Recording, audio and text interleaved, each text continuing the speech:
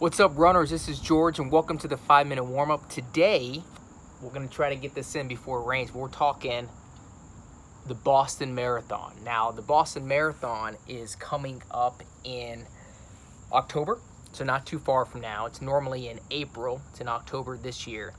And just wanted to share a few tips for you as you think about running the Boston Marathon. So the first one is that weather is always crazy when it comes to Boston. It can be very hot, it can be very cold, it can be rainy, it can be the worst conditions ever. There can be a headwind that you're running into, there could be a tailwind, it could be the best conditions ever. And we've seen all that at Boston through the years. And so a lot of people are saying, well, October is going to be hard because it's going to be hot in Boston. We don't know. You have no idea. You have no idea if it's going to be hot. It could be hot in April. And so if you're thinking Boston's going to be harder this year because of the weather, it was hard in April. And so it's kind of up in the air. The key thing is, at least now, you're training in the summer for the race. And so you'll be a little bit more heat adapted than if you were training in the winter for a hot event in April. So that's the first thing. Don't sweat the weather too much. What you do want to sweat, though, is the topography of the course. It's a very hard course. And as reference, as background, I've run Boston now. I've run 3 Boston marathons. My marathon PR is 2:58. My Boston PR is 3:02.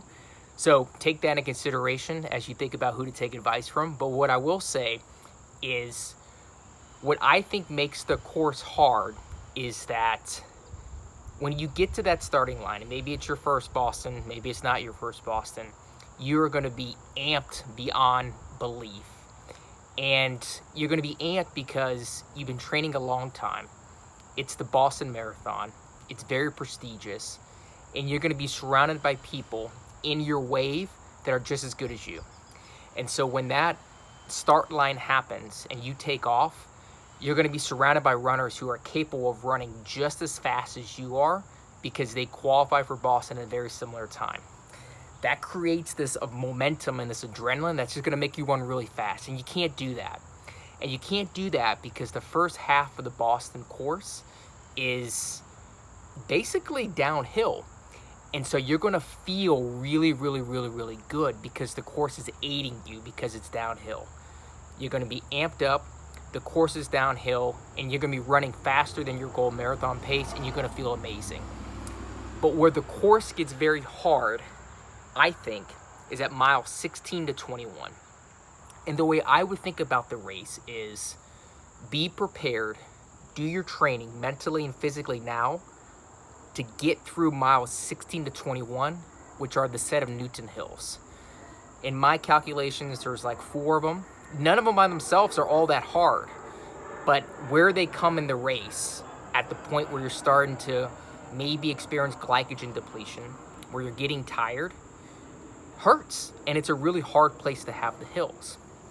And so I think the best advice is until you get that first half of that marathon, the first 13 miles, you don't want to be running much faster than your goal marathon pace. You either want to be right at it or a little bit slower. You want to be saving something. Because when you get to mile 16 to 21, you will not be able to run at your marathon pace, most likely, without expending too much energy. You're going to have to give pace back to get over those hills. Be comfortable with that. Be prepared for that. So that when you do get over that last hill that goes up to mile 21, Heartbreak Hill, there's a big downhill after that. And for the last 5 miles, there's a couple little hills. There's a couple mean ones towards the end, but they're nothing like miles 16 to 21.